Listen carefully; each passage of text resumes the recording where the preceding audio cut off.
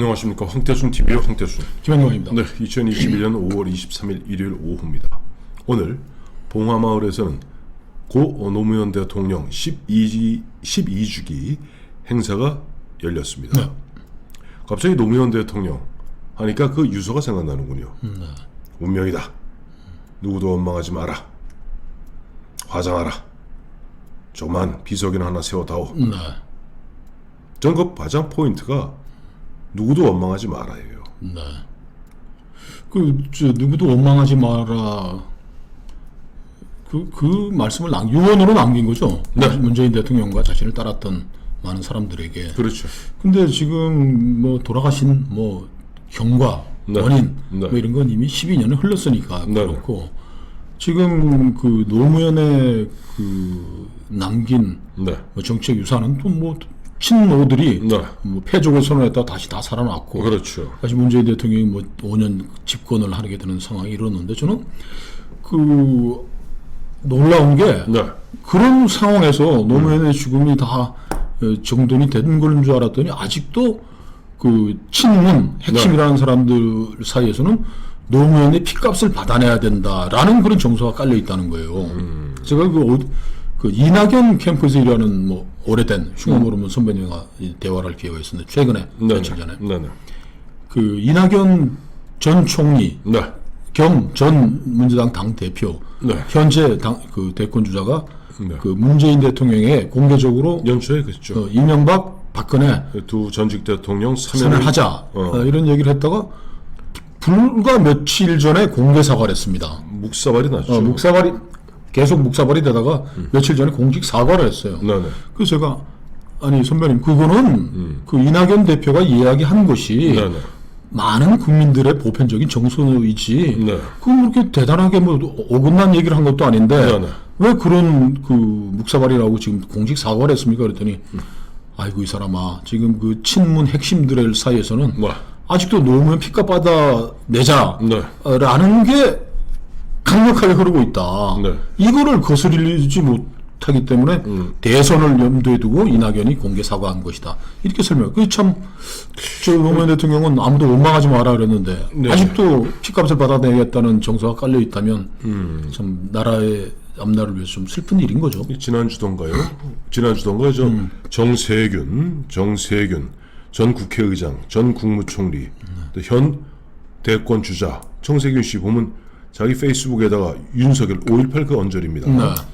윤석열 전 총장을 갖다가 묵사발 내듯이 공격하면서 5.18 정신의 핵은 검찰과 언론 개혁이다. 그다음에 5.18하고 아니 들어보세요. 그다음에 검찰 개혁의 얘기를 하면서 노무현 대통령 얘기를 또 하는 거예요. 네. 그러니까 노무현을 갖다가 이른바 타살했다는 식으로 누가? 검찰이. 그러니까 그것이 바로 이른바 그들 진영 내 코아 그룹의 기본적 생각입니다. 이제 기본적인 논리구만요. 그러니까 그 사람들은 노무현 대통령이 극단적 선택, 즉 자살한 것이 아니라 자살을 강요당했다고 보는 검찰에 거예요. 의해서. 검찰이 보면은 불러 올려갖고 서울까지 불러 올려서 흔한 얘기 개망신을 주었고 뭐 그 당시도 나오는 무슨 시계 있잖아요. 논두렁 시계 뭐 이런 것들이 나오면서 그야말로 그 부끄러움을 못 이긴 노무현 전 대통령이 극단적 선택을 했다. 즉 검찰이 죽였다. 그리고 검찰이 죽인데 그 배후에는 이명박이 있다. 이명박 사면 얘기하는 놈은 입을 찢는다. 이렇게 되는 거예요. 아, 그리고 논리가 완결이 되는. 근데 그렇다고 윤석열이 저 불러올려 소송한 건 아니지 않습니까? 하여튼 너도 검찰이잖아 이거예요. 그리고 그때 거기에 변죽을 함께 맞추었던 조중동을 비롯한 언론들, 너희놈들도 다 입에 재갈 물려! 이것이 정세균 전 총리의. 근데 정세균 씨 아시겠습니다만 미스터 스마일이라 그래서 네. 가장 온유한 표정으로 국민들에게 다가섰던 사람 아니에요? 그러니까 그분도 이제 피값을 아직도 덜 받았다라는 그 기류에 올라타기 탄 거. 아니 그 얘기를 안 하면은 그 이야기를 안 하면 문자 폭탄을 맞는 거예요. 박살이 나는 겁니다. 그래서 제가 그 이 정권의 핵심인 분을 만났습니다. 얼마 전에. 네네. 만났더니 저는 뭐 이 얘기를 뭐 통상적으로 하니까 네네. 이명박 박근혜 풀어줘라. 네네. 그 뭐 잘못했다고 뭐 오케이 뭐 법에 의해서 처벌한다는 건 좋지만은 뭐 나이든 그 노인 양반들 네. 그 4년씩 이렇게 생으로 잡아두는 게 네. 도대체 뭐 이 나라에 뭐 무슨 보탬이 되냐. 그리고 제가 이 얘기는 하나 덧붙였습니다. 네. 문재인 대통령도 사법 처리될 수 있는 거 아닙니까? 네. 그래서 혹시 감옥에 간다면 네. 우리 진영의 사람들이 반대 진영에 있는 사람들이 전직 대통령들 4년 5년 가둬둔 사람 최소한 4, 5년은 가둬놔야 된다고 그러면 또 정치 보복이 되풀이 되고 네. 문재인 대통령 풀어주자는 사람은 또 피값이 아니고 감옥살이 값을 들어받아냈다고 문재인 대통령 괴롭히면 되겠느냐. 네. 그랬더니 그분이 이렇게 얘기를 하더라고요. 문재인 대통령이 네. 지금 박근혜는 풀어주고 싶다. 박근혜도 풀어주고 이재용도 풀어주고 싶은데 이명박이가 미워서 못 풀어준다고. 이명박에 대한 증오가 문재인 대통령이 꽉 차 있다는 거예요. 그래서 제가 아니 저 선배님 아시지 않습니까? 이게 그 이명박 대통령이 있던 시절에 검찰 조사받다 죽은 건 사실이지만 아니 누가 박영찬한테 돈 받으래? 뭐 아니. 현재 그거 솔직히 말하면 그거 지금 범인해 갖고 지금 감춰놓은 거 아닙니까? 수사하다가 당시 그거 갖다 수사를 진행했던 담당 주임 검사가 그때 중수부의 그 당시 우병우 검사였고 네. 그리고 그 당시 보면 그리저리 해갖고 이 사람들은 우병우 또 그 문재인의 운명을 보세요. 우병우에 대한 그 증오가 어떻게 쓰여 있는지. 그리고 기억하시겠습니다만 백원우 전 의원이라는 자가 그 당시 노무현 대통령 그 발인식 그 장소에서 현직 대통령인 이명박 대통령이 대들었잖아요. 그래서 그 친구가 민정비서관 하면서 저 뭐 적폐청산한다고 그렇게 했잖아요. 근데 저는 네. 문재인 대통령이 저 이명박 대통령을 계속 감옥에 둬야 되겠다. 네. 노무현의 피값을 받아내겠다라는 입장을 견지하고 있다는 데서는 좀 굉장히 저 잘못된 것이다. 네. 노무현 대통령이 극단적인 선택을 하고 난 뒤에 네.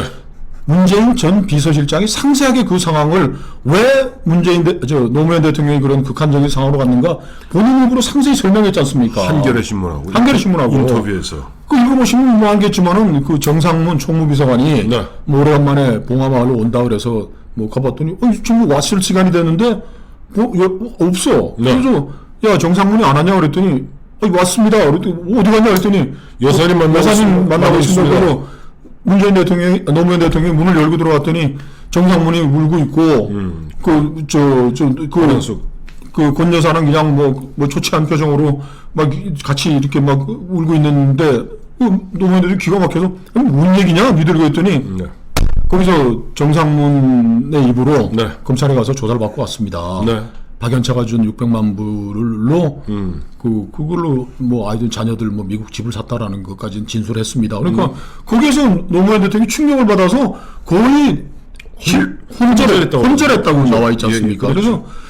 그래서 그것 때문에 이제 이 문재인 대통령, 노무현 대통령을 뭐 사랑했던 사람들은 이명박 대통령이 수사하지 말라고 막았으면 되지 않겠냐고 얘기를 하는데 지금 이 정권에 들어와서 윤석열 검찰총장 하나를 이 정권의 칼날을 들이대는데도 못 막는 상황에서 이명박 대통령이 물론 뭐 노무현 대통령이 좋아했을 게 있겠습니까? 뭐 전직 대통령이고 뭐 서로 또 욕하고 뭐 싸웠던 그런 상황인데 뭐 대해서 정치적인 판이긴 하지만은 그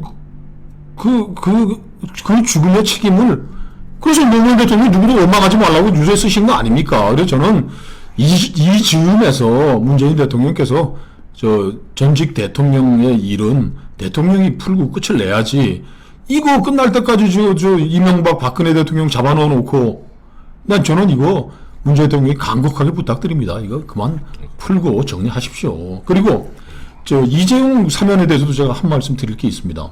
저는 이재용을 감옥살이 시키고 뭐 사면해라 이런 거 뭐 이런 단일한 일이 아니고 세계 지금 OECD에 가입해가지고 그 뭐 세계 경제를 이끄는 한국, 일본, 미국 이런 나라에서 뭐 영국, 프랑스 나라에서 그 국가의 중요한 그 큰 거대 기업의 CEO들이 배임, 횡령 무슨 하여튼 그 나라의 현행법으로 감옥을 들락날락거리는 나라가 어디 있습니까? 미국.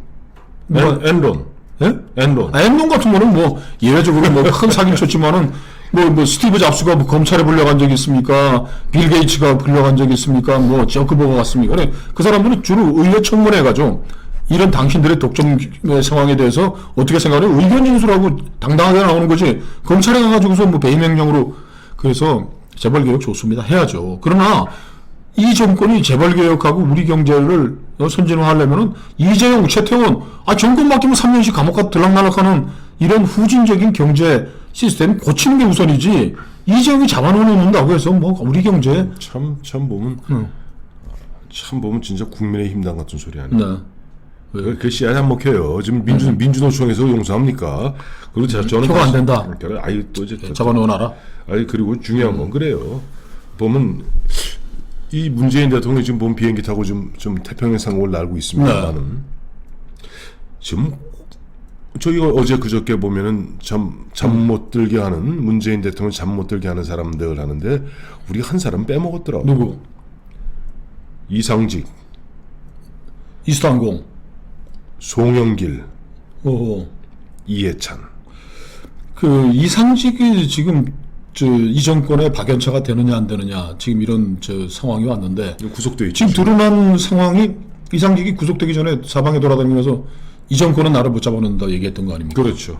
왜 그랬을까요? 자기가 박연차로 생각했으니까 그랬겠지 뭐. 그렇죠.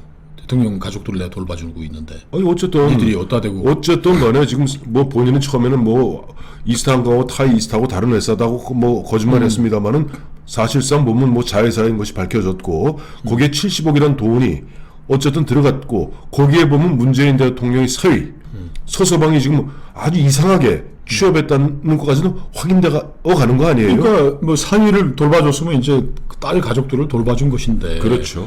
이게 노무현 대통령도 비슷한 케이스. 그러니까 정치가 그래서 노무현 대통령이 죽기 전에 남긴 그 회고를 보면 정치하지 마라. 문 실장, 니는 정치하지 마라. 아니. 문 실장. 특히 문재인 대통령은 문재인 실장은 정치에 안 맞는 사람이다. 근데 그 문재인 그다음에 뭐 김정숙 이런 모든 관계를 다 봤을 거예요. 노무현 그렇죠. 고인이 그런 상태에서 문 실장, 니는 하지 마라. 근데 왜 했어? 지가 하고 싶어서. 노무현 대통령이 또 뭐 원망하지 말고 그냥 내 죽으면 작게 그냥 끝내라는데 왜 이렇게 사방에 벌려놓고 그걸 빌미로 검찰이 노무현 대통령을 죽여서 이 검찰 니들 다 죽이겠다고 그리고 거기 가세했던 정권들 언론 적폐청산하겠다 그러고 뭐 언론도 하겠다 그러고 아직도 노무현의 죽음을 12년이 지나도록 덮지 못한다는 거는 우리 정치의 비극인 거죠. 아이고 참 보면 이 김 실장 뭐 참 은근히 순진해. 이 양반들은 자기 살아서 자자손손 계속 노무현 대통령 팔아먹으면서 뭐 할 겁니다. 보세요. 지금까지 그 여러 비극적 행태를 갖고 몇십 년씩 우려먹는 거 보셨잖아요. 네. 그러니까 노무현 대통령 죽으면 계속 확대 재생산하면서 뭔가 자기의 에너지로 만들려고 들 겁니다. 왜? 자기들은 실제 무능하니까. 긍정적 콘텐츠, 긍정적 에너지가 없기 때문에 오로지 증오, 죽음의 그림자로 분노 이런 거 갖고 하는 거고. 저는 저번 이상직 그 정도고. 다만 이해찬. 네. 제가 이해찬 얘기 왜 하는 줄 아시죠? 왜? 이해찬 씨 요즘 보니까 이재명 씨한테 아예 줄 쫙 섰대. 아니 반문이라고 지금 그러는 그 이낙연, 정세균을 앞세워가지고 반문 이재명을 이게 봉쇄해보자는 그 설계자가 된 이해찬으로 알고 있었는데. 아니. 이해찬 요즘 최근에도 보니까 뭐 이재명 각종 행사 등등에 이해찬 굉장히 보면 요즘 아주 누가 보면 찹쌀궁합입니다. 참나. 그러니 문재인 대통령 고리 띵하지. 그러니까 이해찬, 한명숙까지 그 이재명 뒤에 섰다는 것은 네. 우리 좌파 정권의 연장이 중요한 것이지 문재인 너 개인의 안위는 중요하지 않다라는 그런 또 메시지인 거네요. 그렇죠. 그래서 노무현의 비극은 계속된다. 그렇죠. 또 한 사람. 또 뭐 이렇게 많아? 송영길. 아니 송영길이 지난 5월 14일 날 54일? 5월 14일 54일이에요. 5월 14일. 네. 5월 14일 날 그 당시 당 지도부 문재인 대통령 오찬 있었잖아요. 네. 그날 무슨 얘기했습니까? 스마트 원전을 만들어야 된다. 그 얘기한 거예요. 탈원전 중지하라. 탈원전 중지. 사실상 탈원전 정책 중지하라고 요구한 거랑 마찬가지입니다. 대통령보다 더 발언을 길게 하면서. 더 하면서 SMR, 뭐 Small Modular Reactor. 그러니까 스마트 원전이죠. 스마트 원전 만들어야 된다 필요성 얘기인데 마침 이번에 가니까 문재인 대통령 자기가 무슨 얘기하는지도 모르고 원전산업 그러니까 한미 이거 바이든하고 공동 성명이에요. 원전산업 공동 참여를 포함한 해외 원전 시장 내 협력을 약속한다. 우리는 탈원전하면서 그 말이 되냐고. 말이 되냐고. 그러니까 지금 송영길도 우리 치고 나갈 정도고 지금 이원욱 의원이라고 과방위 있잖아요. 과방위 위원장 그 민주당입니다. 이 양반 정세균 결에 알려져 있어요. 네. 이원욱 위원장도 보면은 이 SMR에 대해서 굉장히 보면 해야 된다고 얘기하고 있어요. 그러니까 문재인 대통령 입장에서는 탈원전 판도라 보고 그 생 난리를 쳐가고 그동안 우리나라를 딱 박살을 내놨는데 그래서 요즘 문재인 대통령이 저 혼밥 하시면서 아 외로워라 그렇게 한다는 건데 네네. 그 참 노무현 23주기를 맞아서 12주기 맞아서 네. 참 대통령 문화 대통령의 비극을 정말 다시 생각하게 됩니다. 이원욱 과방위원장 네. 최근에 한 얘기 짧게 하나 소개해 드릴게요. 판도라 영화. 네. 판도라 영화 보고 2016년에 문재인 씨가 뭐 1300 몇백 명 죽고 막 그런 얘기 했던 거 아니에요. 거기에 대해서 공포가 진정으로 과학을 집어삼킨 사례다. 대통령을 가르치고 있고 이제 이게 이원욱 의원이 이게 국민의힘 소속이 아닙니다. 정세균계의 민주당 삼선 의원의 과방위원장입니다.